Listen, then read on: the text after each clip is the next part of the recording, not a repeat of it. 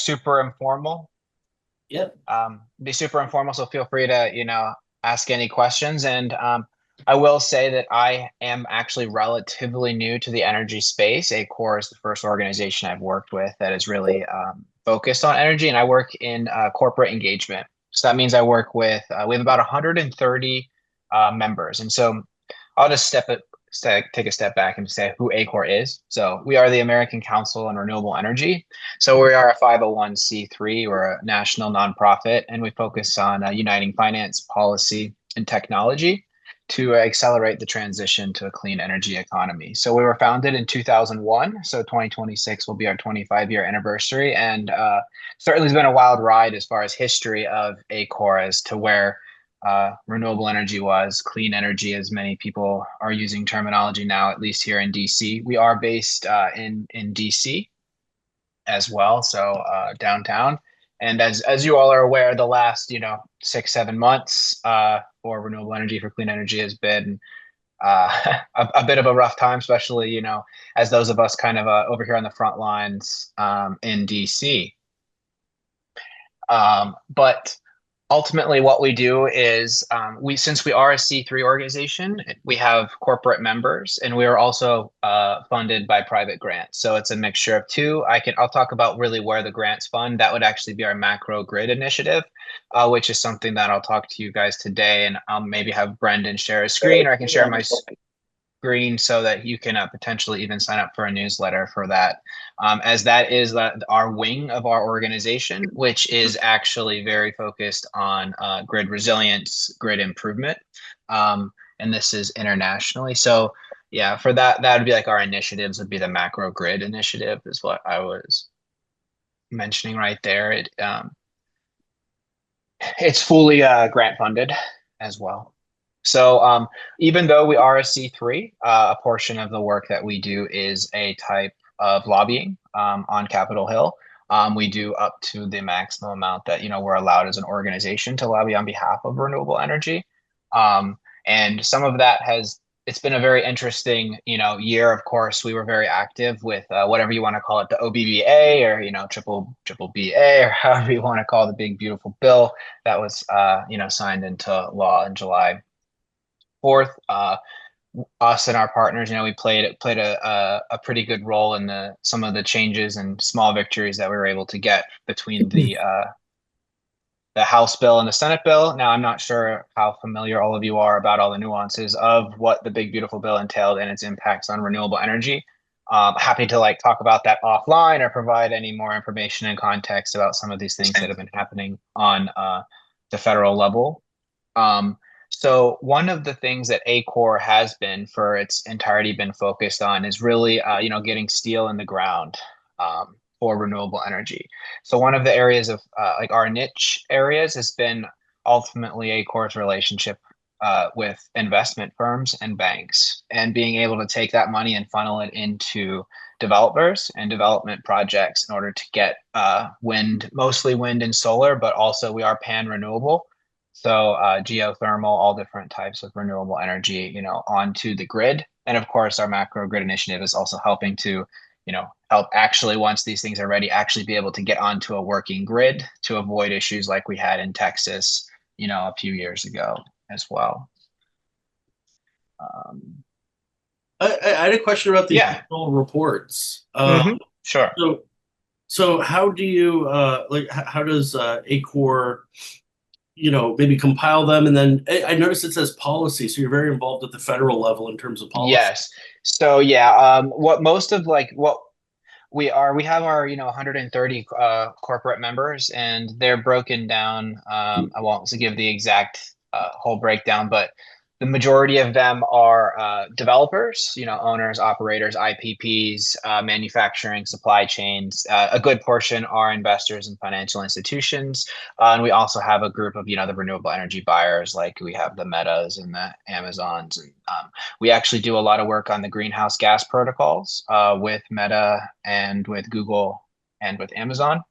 On that, Google a little bit less so. They have some different perspectives than we tend to share as a C3.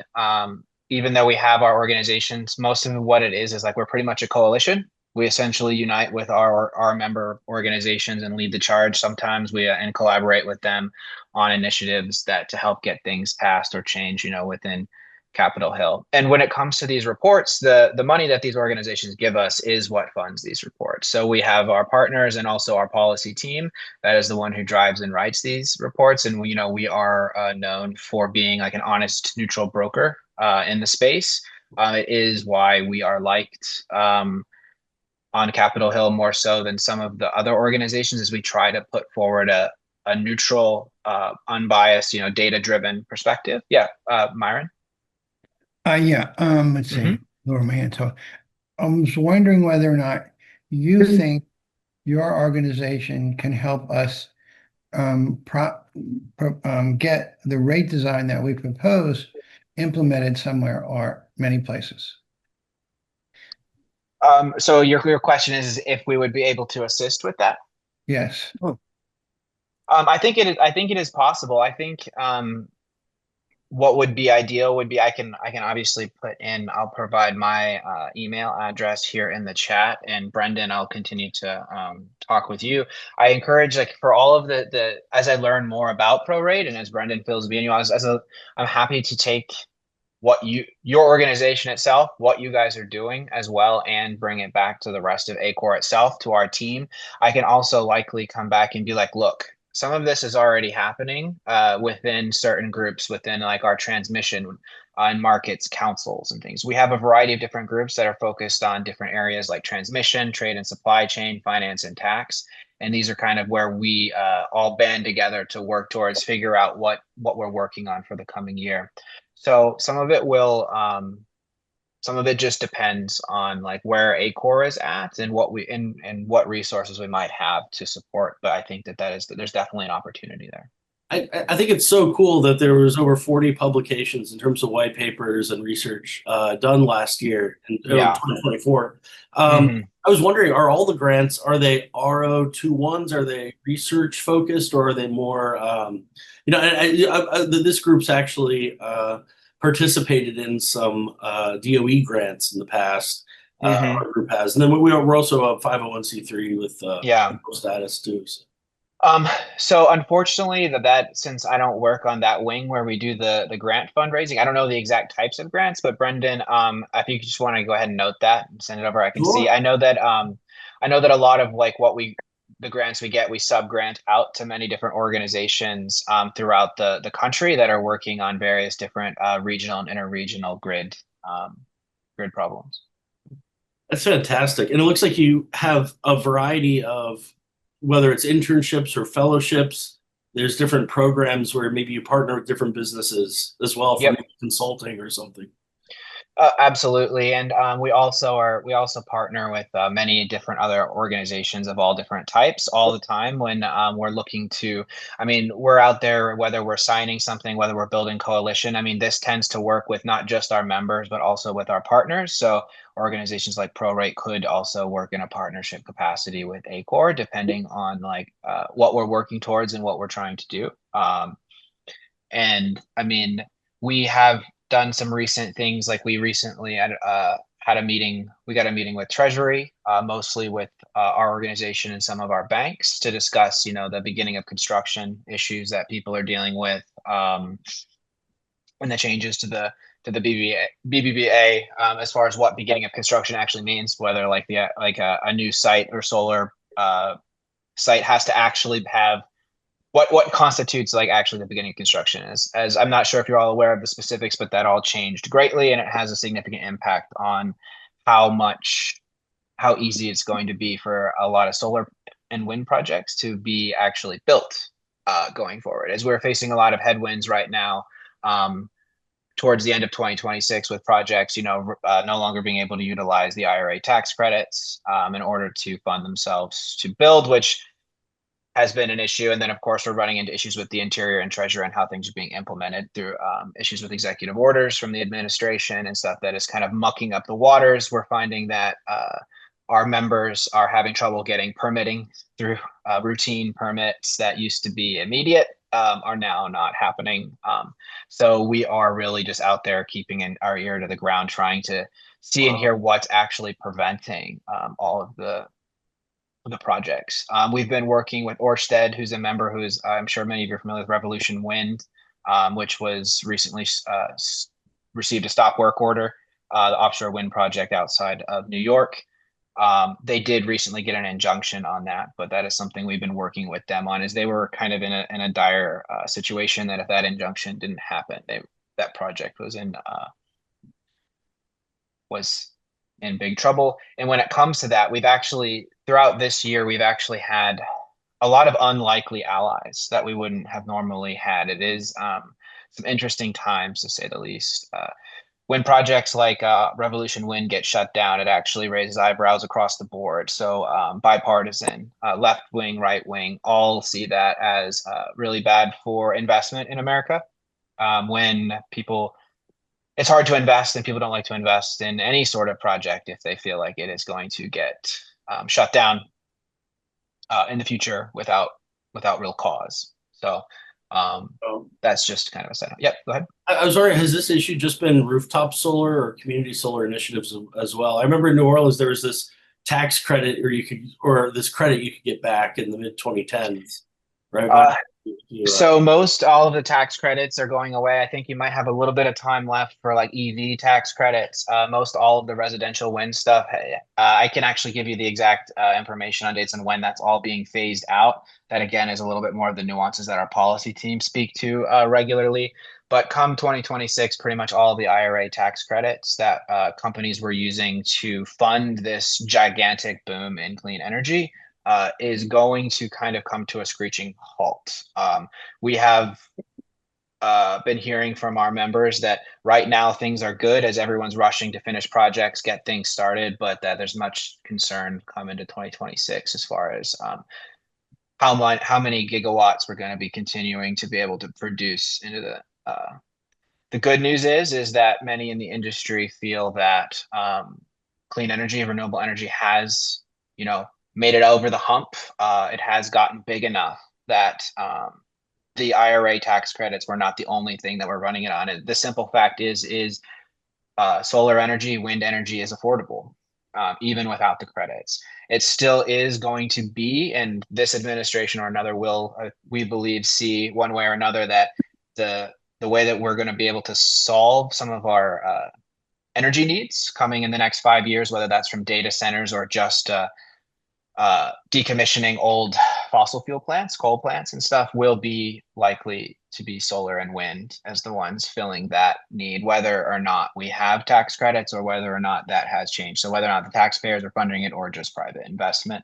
it is simply going to be the cheapest and quickest way to get energy on the grid. And we need to increase our energy generation, which this is in our 2024 report, by 15% over the next 5 years. On average, we've been the average energy need increase has been about 0.5% per year.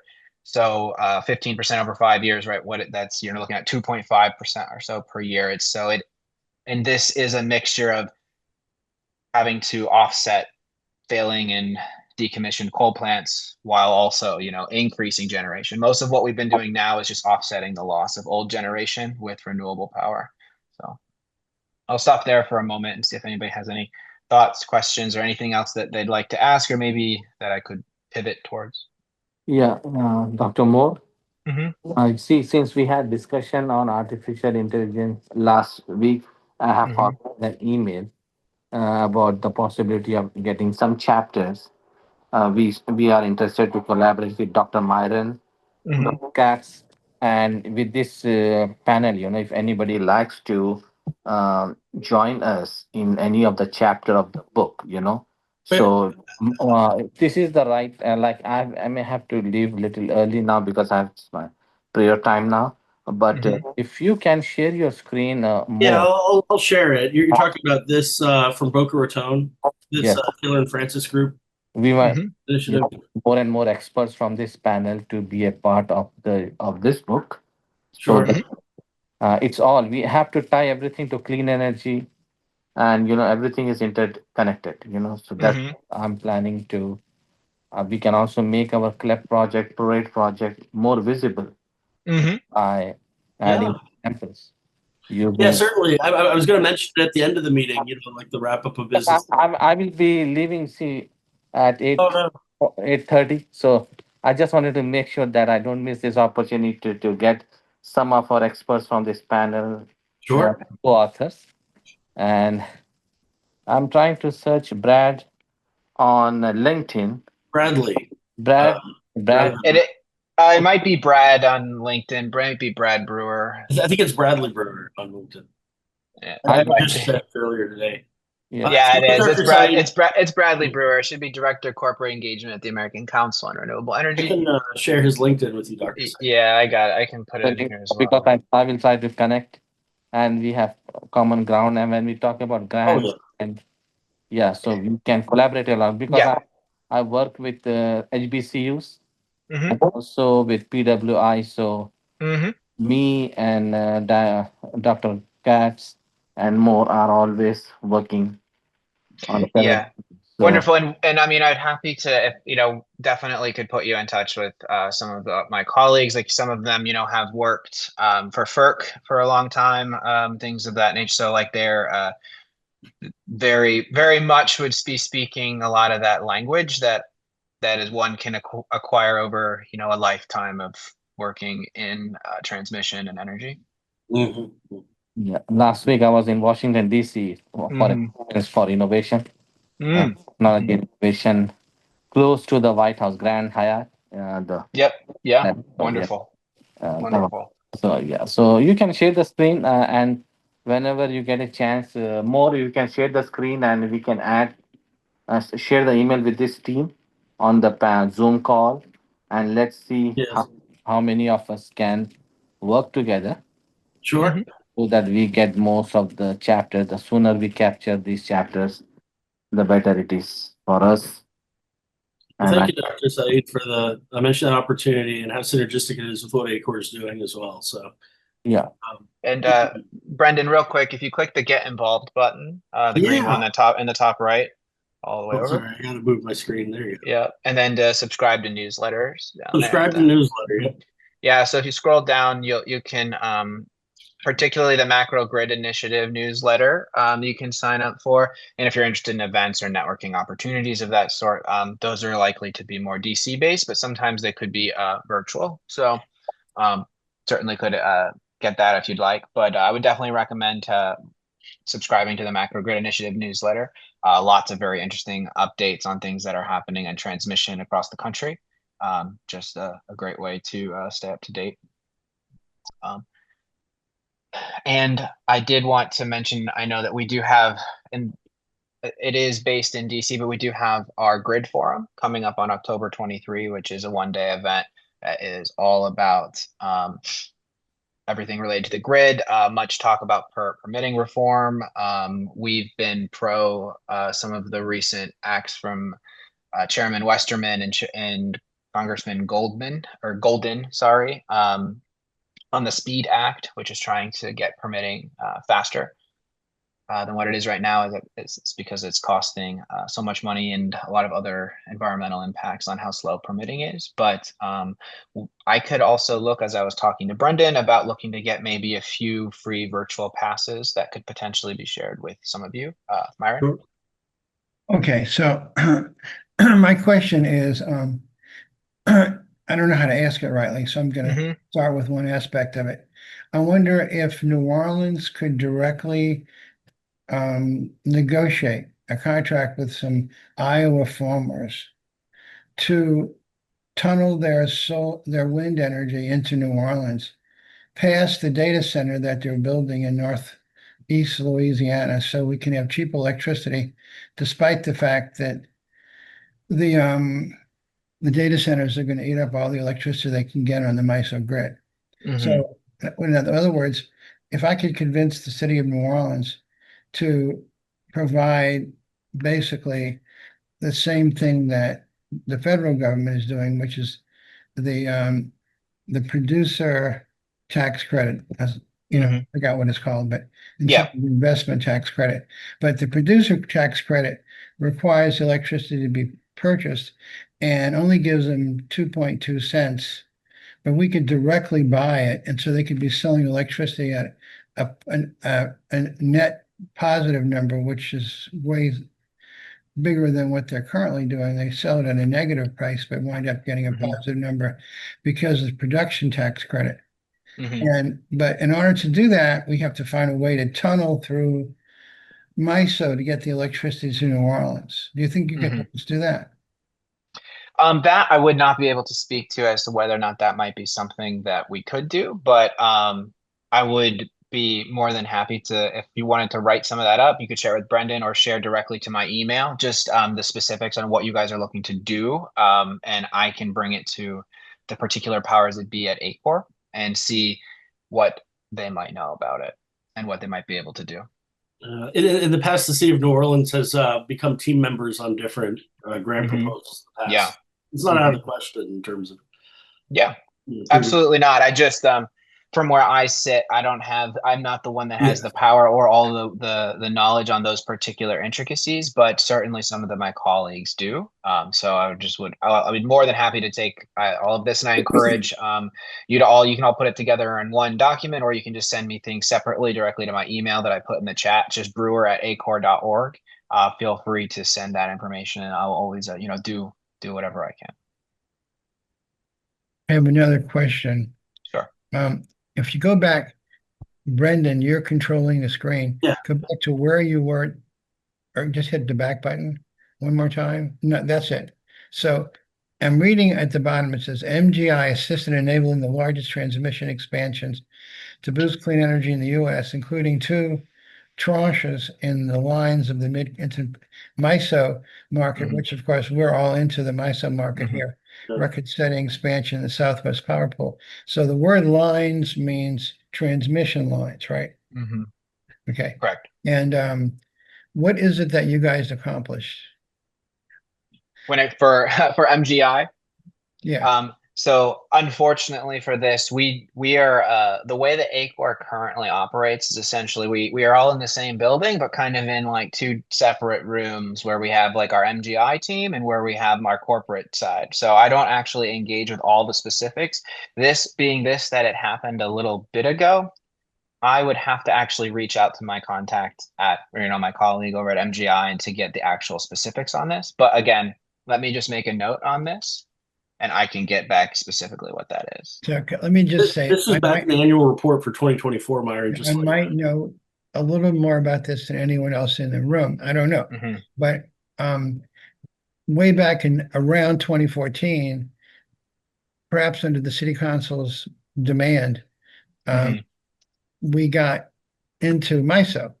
And to do that, they had to build a transmission line between North MISO and South MISO because there wasn't any South MISO without that transmission line. Entergy owns it, and they are not too excited about when the electricity flows the wrong way and lowers their profit margin.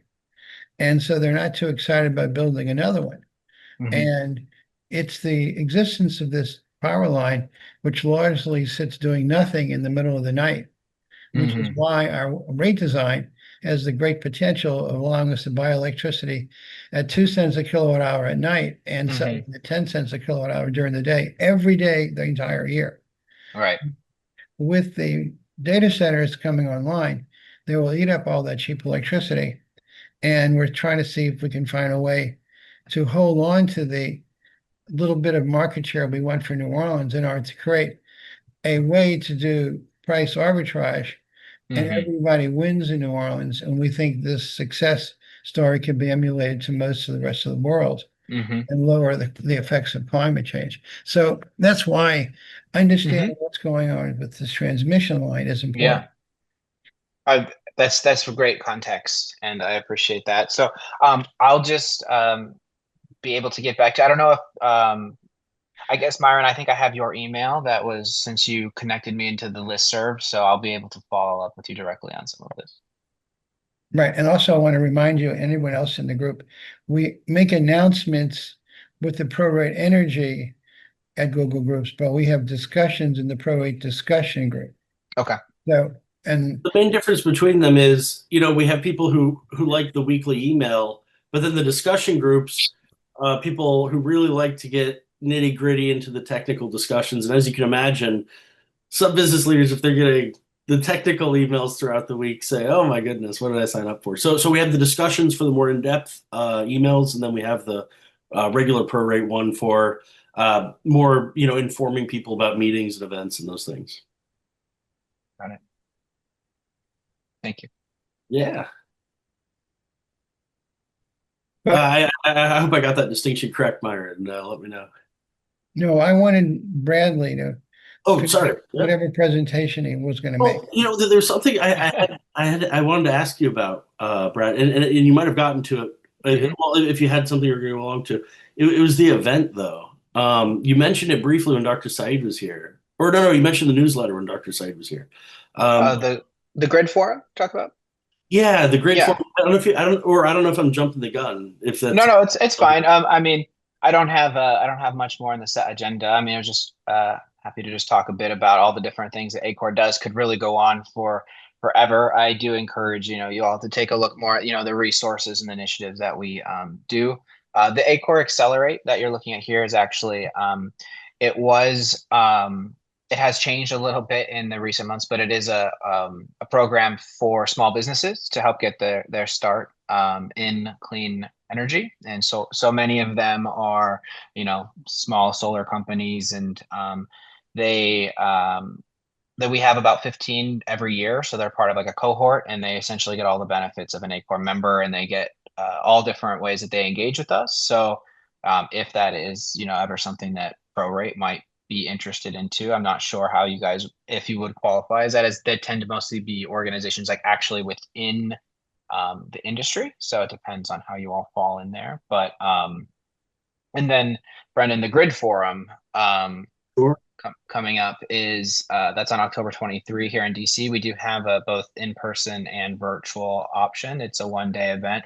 So I'm happy to take a look and see if I can't get a few virtual passes for you all if you might be interested in attending it.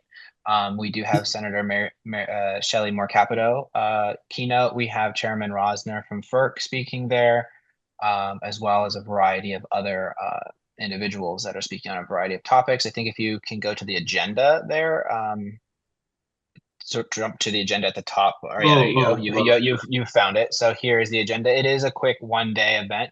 We do have other events throughout the year. We have a finance forum and a policy forum, mostly different. It's based on the different areas of focus for ACORE. I like that name. Yeah, she is. Yeah, Senator of West Virginia.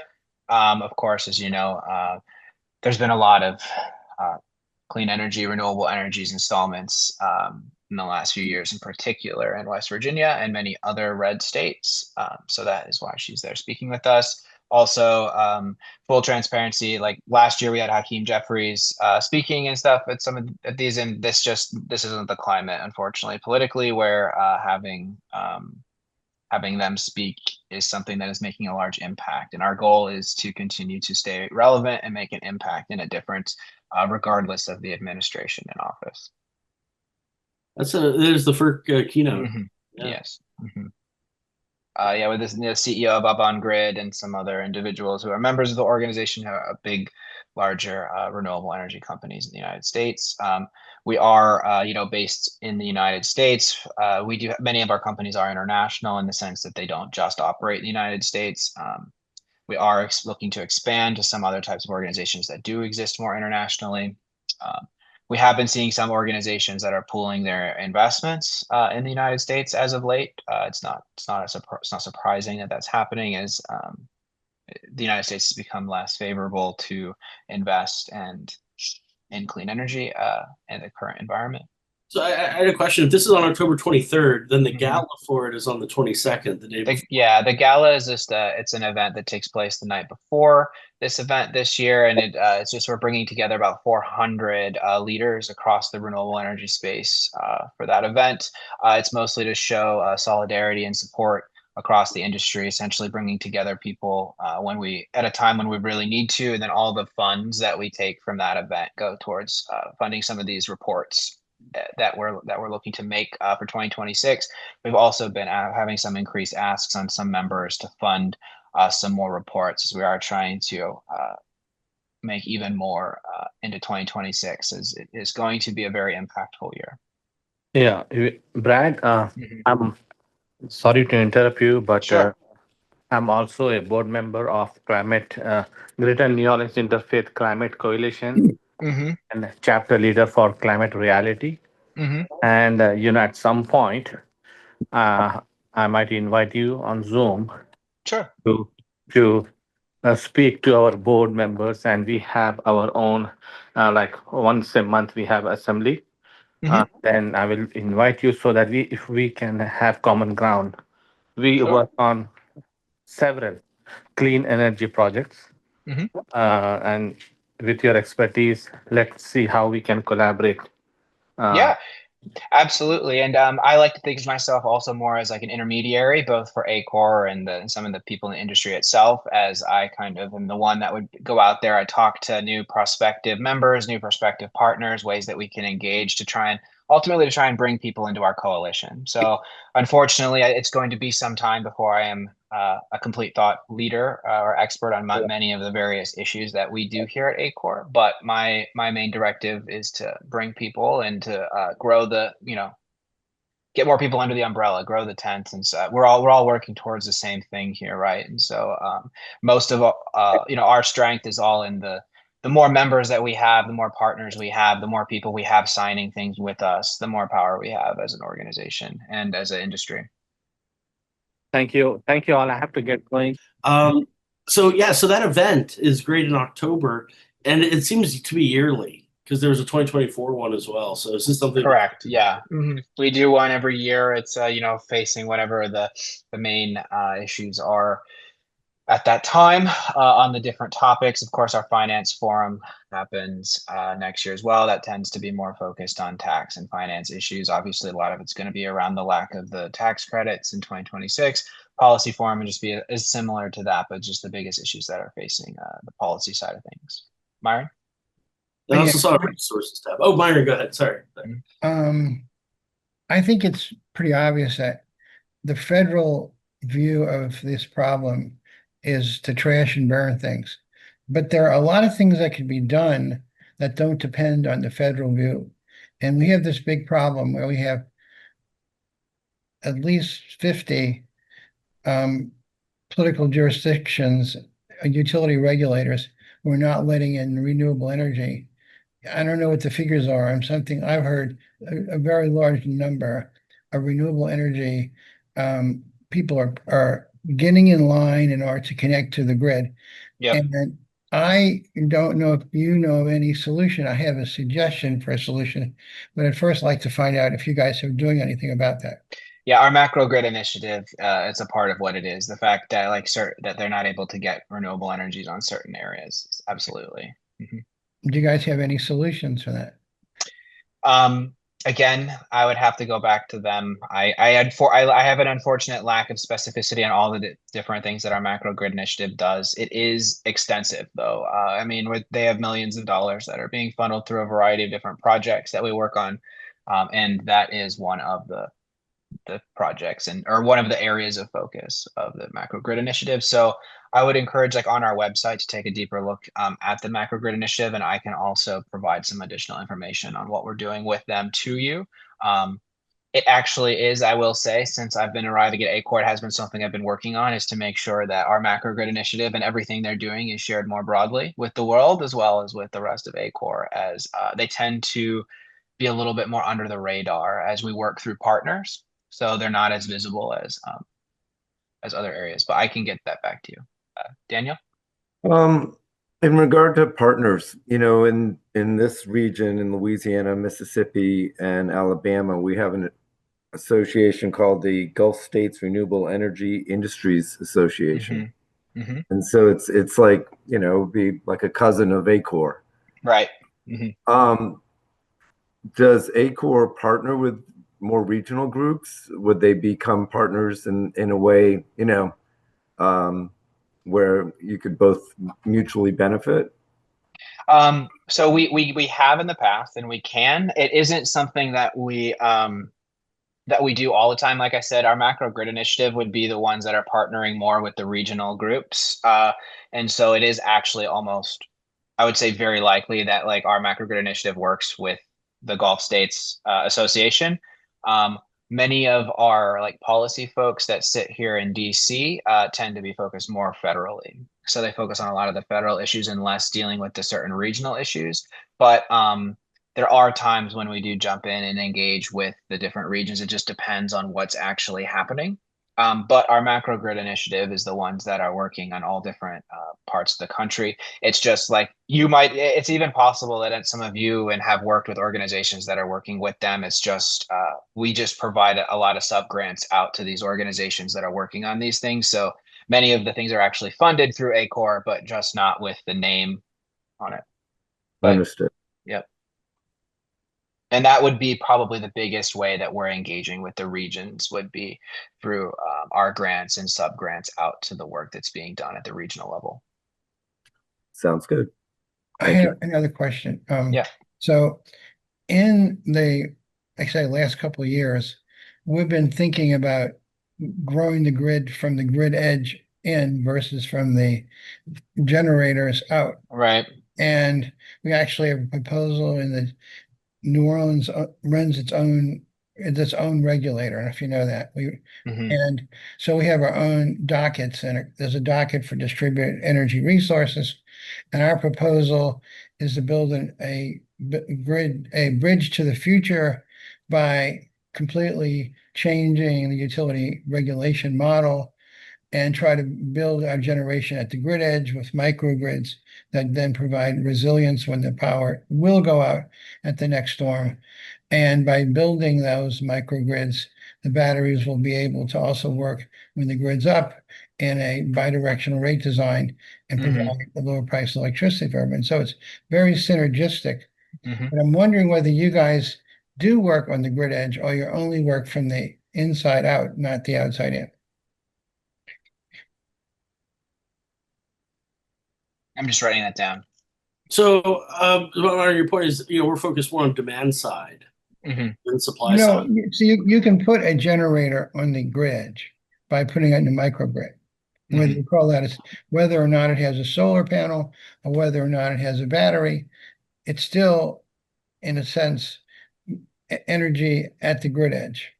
And there is a lot more. When solar is produced at the grid edge, it's more likely to be used and not lost in transmission or distribution losses. When the squirrel comes by and takes out my transformer, etc. And also that makes the grid more resilient because it's no longer one directional flows, it's bidirectional flows. It's more like a network than a spider web. Okay. So do you guys work in that area? Do you try to promote grid edge development? I have written this down. I will speak to my colleague Elise, Elise Kaplan, who runs our transmission and power markets council, and she's the one who had worked for FERC for over 20 years, and she'll be able to speak to whether or not we are doing that, and she'll also be able to speak to why or why not we are or aren't. So I'll be able to get that back to you.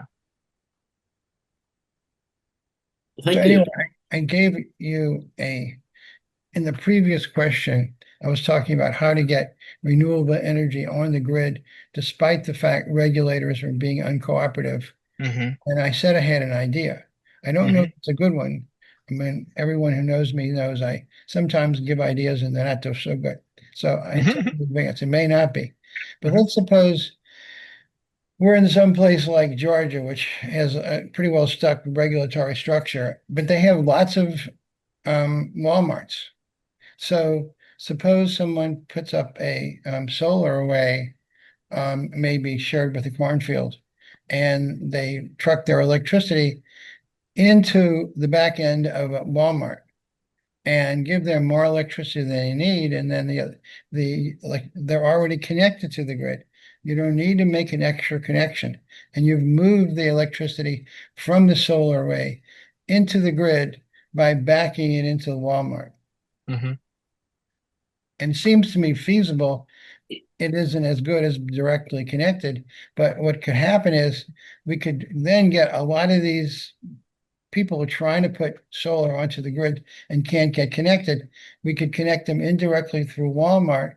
And then when the amount of electricity is coming in through Walmart becomes substantial, that will break the back of the monopoly and then maybe make the regulators participate. I love Does that sound crazy or not? I like the breaking back metaphor. So much in philosophy, Brad, if you remember, we use so many violent analogies in philosophy. You know, we destroy the opposing argument, we crush the competitor. Right. Yeah. That's funny. Oh, Dan, I noticed you got off mute. I wasn't sure. What's that? Oh, I saw go you on. get off. I go on and off. I was just going to say, Myron, if it was economically feasible to do that, Walmart would be doing that. Walmart is a member of ACORE as well. I saw that too. I know, I saw that under the sponsors. Yeah. That's a nice family office to have involved. They're a big corporate buyer, right? Google as well, probably. Yes, Google, Amazon, Meta, big. We also Walmart does also have a foundation that they also give significant grant dollars. So, well, one thing I wanted to plug to the rest of the group here is, you know, they have these reports, and you know, I mean, if we do docket reading, right? So it's hundreds of pages, and it's oh my goodness. But they have a brief issue as well as a one-pager. So they synthesize the reports into very clear to understand smaller documents, as well as a one pager with the key takeaways. So I just want to say I really appreciate that about the way that you guys publish your reports. Yeah, we've done a lot with the changes in the safe harbor stuff lately. There's just been there's been an unheard of amount of things that we've been trying to keep up with on the last 6 months.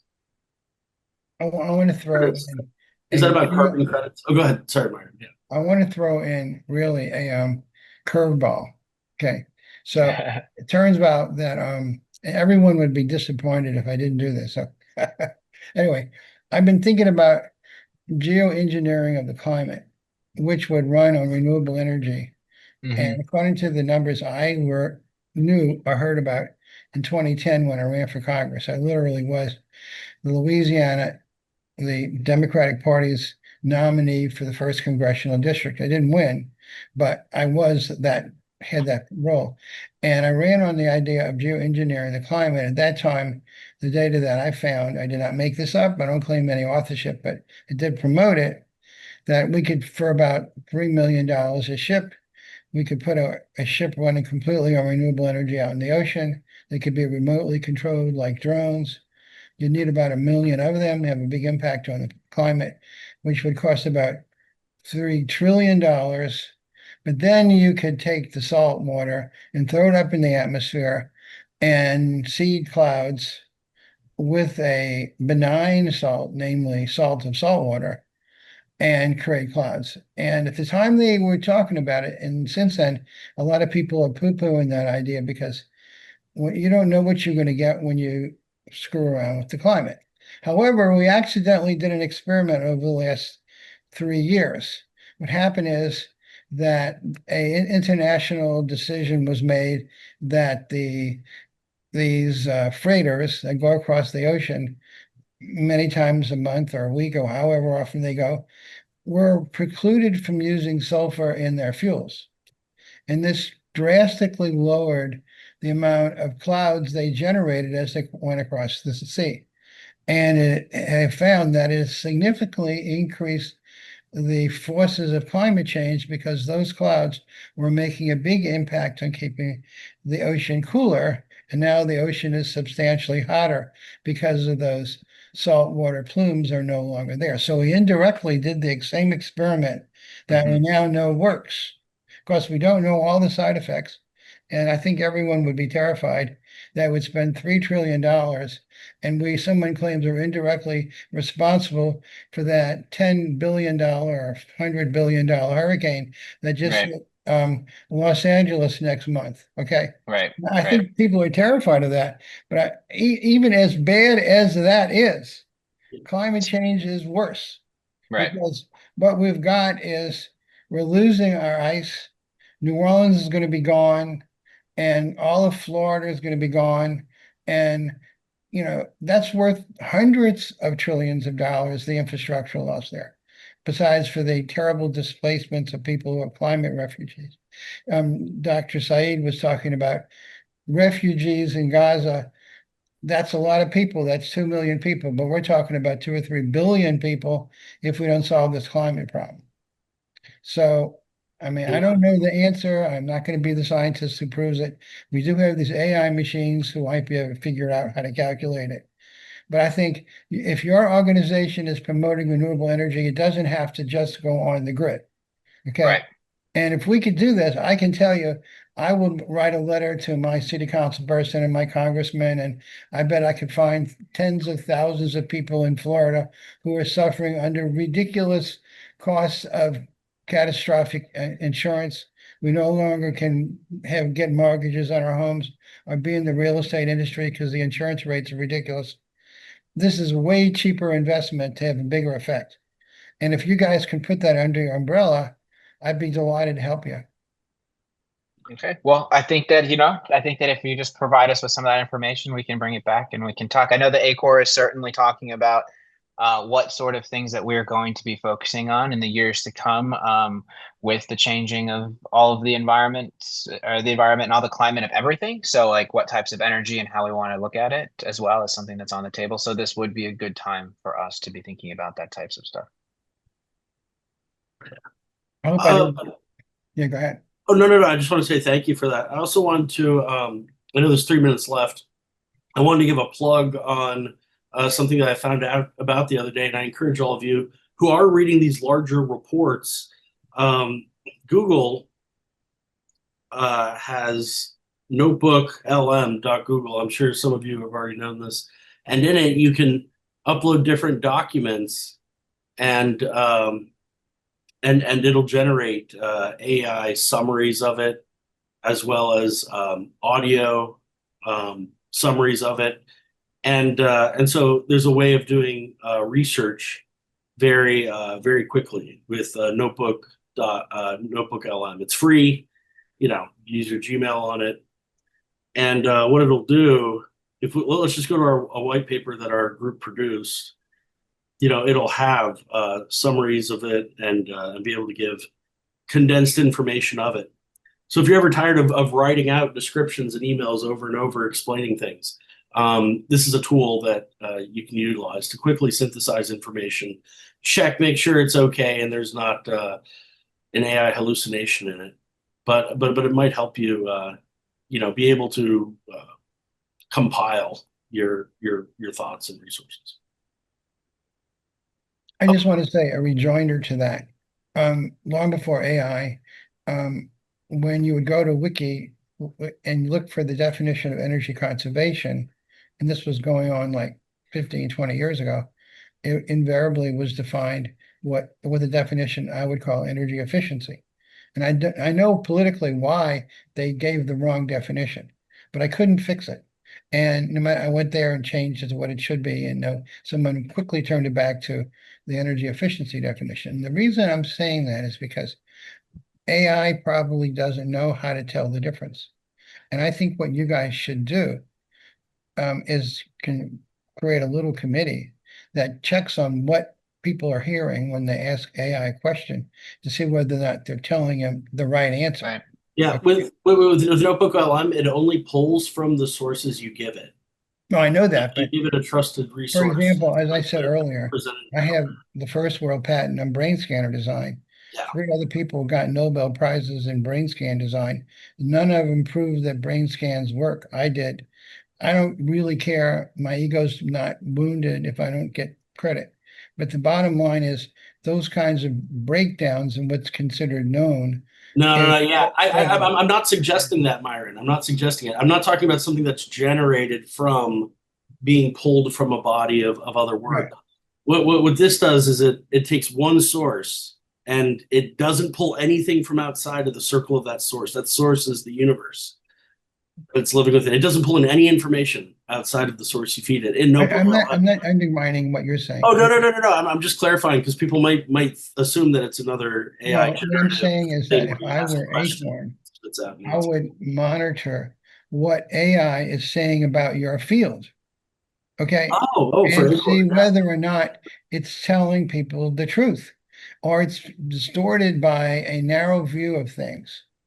And you might say, well, it's because they don't know this, or we need to write a report on that, because it's quite possible we're getting stuck in assumptions that aren't true. As a mathematician, one of my main reasons to exist, raison d'etre, is to see where things are unclear and clarify it. Yeah, okay. I mean, I think that is definitely something that is interesting for ACORE. I mean, unfortunately, at this time, like the amount of misinformation that exists on like wind energy, as you all know, that is just not even AI generated, is just enough of a battle at the current moment. And like to what your point, Daniel, yeah, of course, Trump saying that was obviously very troubling at the United Nations for our entire industry, as if all the other things he hasn't. But I do see like the monitoring of the AI being things as we continue to work towards in the future, as we start to truly see that. I think that you're going to be right, that we are seeing that from AI, that they are pulling from incorrect, or whether it's on purpose or not, in the future, as to what people are getting and how to combat that. I just right now it's also just combating the general level of misinformation that's happening in this country around renewables is I mean, the fact that like most farmers don't want to have like any sort of solar field in or around or near them, when like in reality, if we only had like 1% of the United States farmland was covered with solar panels, we would be able to meet our needs. Yet, like politically, we think of this as this massive issue that's going to impact everybody. But it's like what, and we should be in a world where hopefully we have the farmers that are fighting over that 1% of land, because it helps them receive income throughout the year, regardless of what happens to their crops. There's point being is there's pros and cons to everything, but the misinformation is rampant when it I heard comes to. that domesticated cats kill 1 billion times as many birds as Yeah, right. Exactly. Really? Yeah. Yeah. Well, and of course, our president doesn't want wind because it kills birds, because he's an environmentalist. So Yeah, right. Two birds with one windmill. Yeah, Bigly. exactly. But well, I thank you everybody for letting me come and just talk, kind of drone on about ACORE. I'm happy to hop on again at some point if anybody has any particular questions, or if there's anything you want to shoot my way that I can try and answer and maybe bring them back to you all at some point, that when I speak to the true people with knowledge within my organization, happy to do something like that as well. Thank you so much. I'm going to stop the recording, and then, Thank you, if there's any minute or so, we can wrap up.